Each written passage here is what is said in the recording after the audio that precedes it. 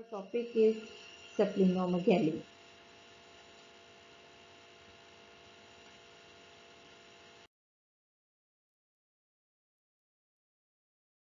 Spleen develops from the condensation of mesoderm in the dorsal mesogastrium.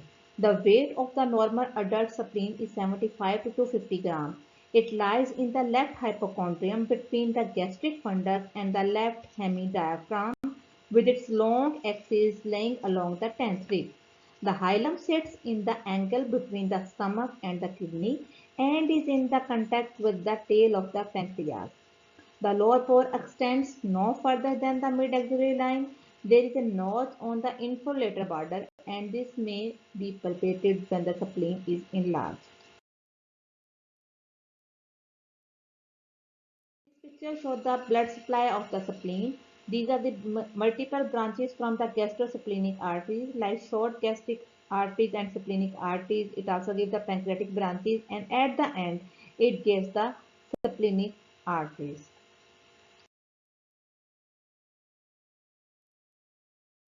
Arteries to the stomach and to the pancreas. This artery divided into two parts, the superior polar artery and the inferior polar artery, which further subdivide and supply whole of the spleen.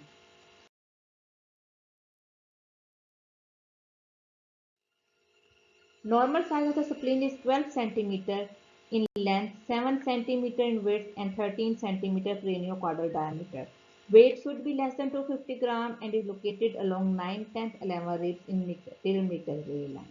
Spleen should be twice the size to be palpable, and palpable spleens are not always abnormal. 3% normal population has a palpable spleen. Splenomegaly is the increase in size as well as the weight of the spleen. It divided into the three parts: mild, moderate, and massive splenomegaly. Mild splenomegaly means just palpable spleen 1 to 3 centimeter below the costal margin, and spleen weight is of 400 to 500 grams.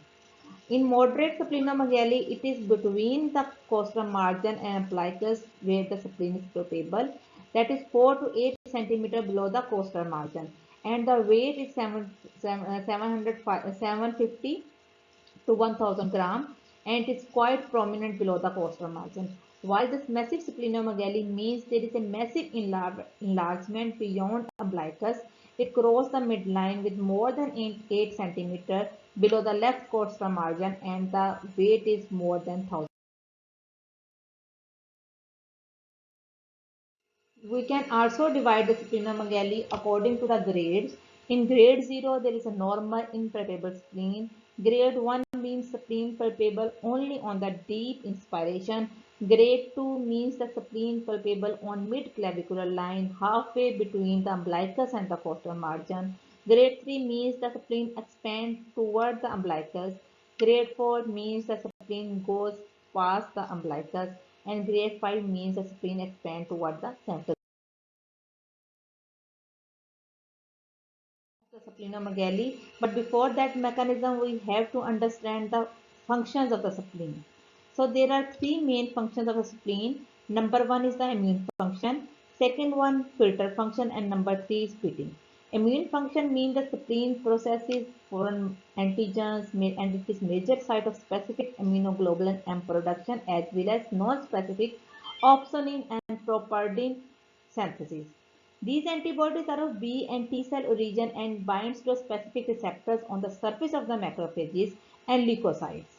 Then stimulate their phagocytosis activity, bactericidal activity, and tumoricidal activity. The second function is the filter function, which means it macrophages capture the cellular as well as the non-cellular material from the blood and plasma and then proceed to the spleen. It removes the old platelets and RBCs. Iron is also removed from the degraded hemoglobin during the RBCs breakdown and then returned to the plasma. These removed non-cellular material include bacteria, especially the capsulated organisms. Third function is pitting. It means that particulate inclusions from the RBCs are removed and then RBCs are repaired and returned back to the circulation.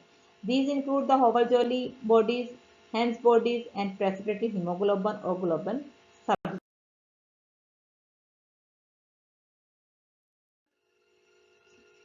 Mechanism.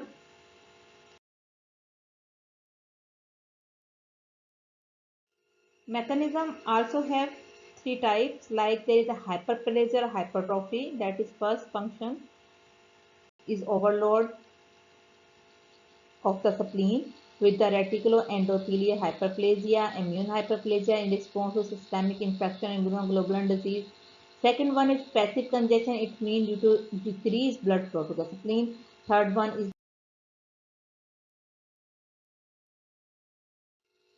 so spleen become the more. Mechanism. First, there is an increased demand for splenic function, all kind of function.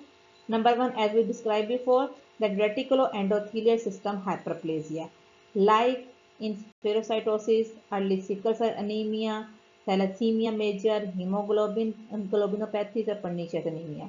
All these lead to the defected RBCs to the spleen. So the function or the spleen is overloaded. Number second is the immune hyperplasia, which lead to the overload of the spleen function, like response to the infection, viral hepatitis, AIDS, cytomegalovirus, tuberculosis, histoplasmosis, malaria, bacterial sepsis, syphilis, splenic abscess, leishmaniasis, and many others. Some disordered immunoregulations also lead to the hyperplasia of the immune function, like rheumatoid arthritis, Fatigue syndrome, SLE, collagen vascular disease, immunothrombocytopenias, drug reaction, sarcoidosis, interleukin 2 therapy, and thyroid.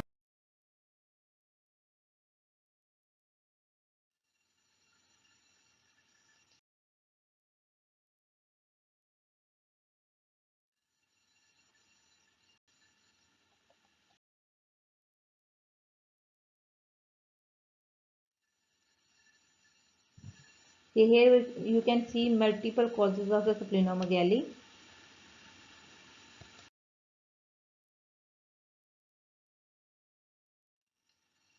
We can also subdivide the causes according to the size of the splenomegaly. Like massive splenomegaly is only occur in CML, CLL, lymphomas, hairy cell leukemias, sarcoidosis, and diffuse splenic hemangioma.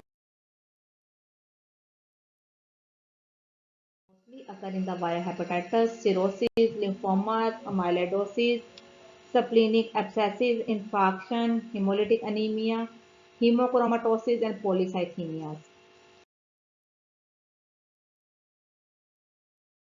Megaly occur in acute malaria, typhoid, septicemia, SLE, infective endocarditis, rheumatoid arthritis, thalassemia minor, miliary tuberculosis, HIV, and CCF.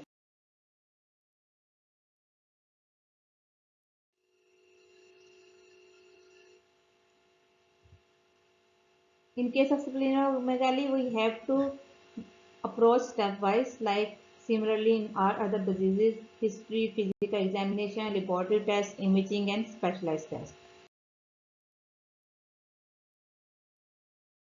In history, we have multiple clues like abdominal pain, that is referred to the left shoulder, early satiety, other symptoms like febrile illness, pallor, dyspnea, bruising, fatigues, history of liver diseases, weight loss, neoplastic symptoms, also pancreatitis, and the patient may be alcoholic. We have to palpate the spleen and then the abdominal examination. But sometimes we have special situation where splenomegaly is associated with special diseases that have in addition special features, like in typhoid, malaria, infective endocarditis, leukemia, lymphoma. Patient also have the fever. In abscess, infection, and rupture, patient have tender splenomegaly. In leukemias, patient have acute and chronic illness with anemia. And in leukemias, lymphoma, SLE, sarcoidosis, patient have lymph node palpable, fever.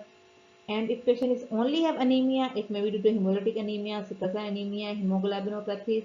If patient have jaundice, it means there may be cirrhosis, hemolytic anemia. If the spleen is pulsatile, then there is some aneurysm. And if the ESR is high, then we can think about connective tissue disorder. And if there is leukopenia, then Flaherty syndrome and septicemia.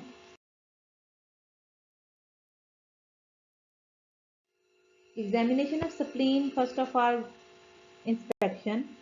There is fullness in the left upper quadrant that descends on an inspiration, especially below the 9th, 10th, and 11th rib, up to the mid-axillary line. Anteriorly and posteriorly, the superior ankle is 4 cm lateral to the detent spine.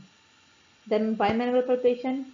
Place left arm firmly over the left costal margin posterolaterally and press it forward and medially. Palpate the spleen with the right hand. Start from the right iliac fossa. Turn the patient to the right lateral position and palpate with the right hand. Then is the Middleton maneuver. Stand on the left side, face toward the foot end of the patient. Hooked finger of the left hand placed under the left costal margin with right hand pressure is exerted over the posterolateral aspect of.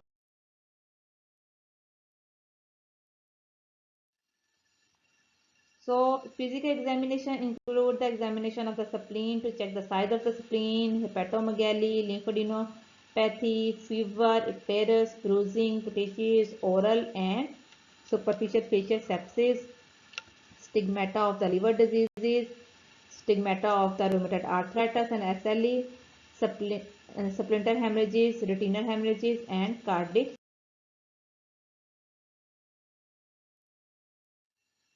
On palpation, we can differentiate between kidney and splenic swelling by these features. In spleen, finger can insinuate between swelling and the costal margin is not possible, while in kidney it is possible. And in case of spleen, notch is palpable, while this kidney notch is not palpable. Spleen is moved freely with the respiration and direction of movement is down and to the right, while kidney will move during the expiration, but it is less obvious and direction of movement is vertically downward. Renal anger is resonant in case of spleen while it is dull in some renal pathology. Now came to the differential diagnosis after history examination. The mass in the right upper quadrant, it may be spleen, it may be enlarged left kidney, enlarged left lobe of the liver, it may be some CS stomach or some carcinoma of splenic flexure of colon. It may be omental mass and malignancy or tail of the pancreas.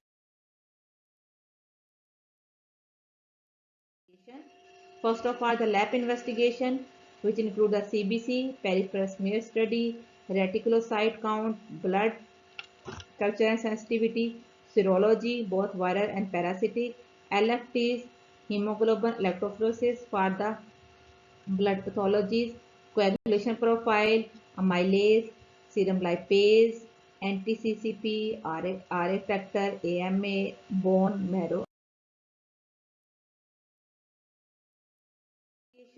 We have to proceed toward the imaging. Ultrasound is very sensitive and specific and it is non-invasive.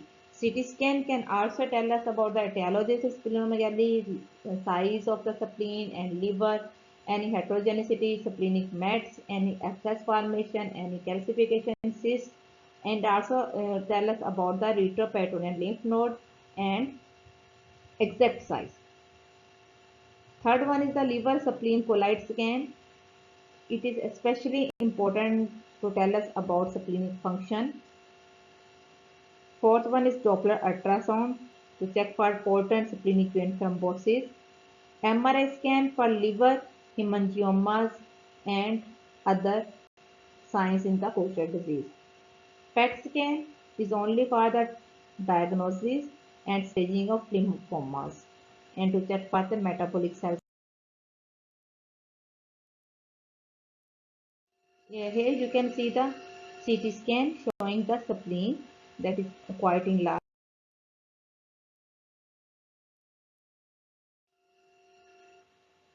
CT scan will show the enlarged spleen. After that, we have proceed toward the specialized testing like abdominal fat pad aspiration, JAK2 mutation, gene testing for BCR and ABL, enzyme testing, lymph node biopsy, FNAC of spleen and splenectomy, and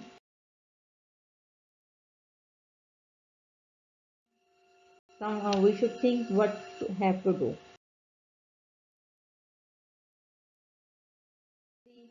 It likely be ended in the splenectomy. But if the spleen is minimally enlarged, it may be followed with careful and regular observation. Patients with enlarged spleens are more likely to have splenic rupture from blunt abdominal trauma and lower thoracic trauma. So splenomegaly most likely result in.